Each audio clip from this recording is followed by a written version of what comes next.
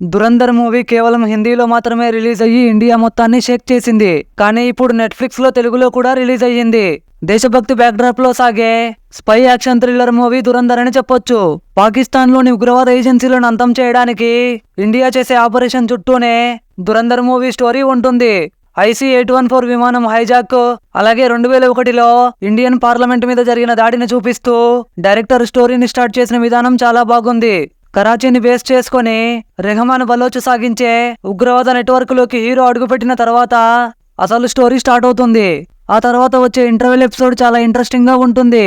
కానీ second half మొత్తం మన ఊహలకి అందేలా ఉంటుంది. కానీ ప్రీ క్లైమాక్స్ నుంచి మూవీ మొత్తం చాలా ఇంట్రెస్టింగ్ గా మారుతుంది. క్లైమాక్స్ పోర్షన్ మాత్రం నెక్స్ట్ లెవెల్లో ఉంటుంది.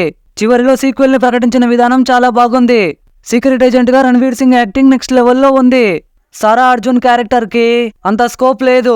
రెహమాన్ బలోచ్ క్యారెక్టర్ లో అక్షయ్ ఖన్నా తన యాక్టింగ్ తో మూవీ మొత్తానికి హైలైట్ అయ్యాడని చెప్పొచ్చు.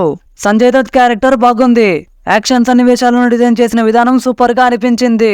సినిమాటోగ్రఫీ టాప్ నాచ్ గా ఉంది. ఎడిటింగ్ కొంచెం బెటర్ గా ఉండాల్సింది. డైరెక్టర్ రాసుకున్న స్టోరీ కొత్తగా లేకపోయినా గానీ తెర మీద ఆ స్టోరీని ఇంట్రెస్టింగ్ గా చూపించాడు.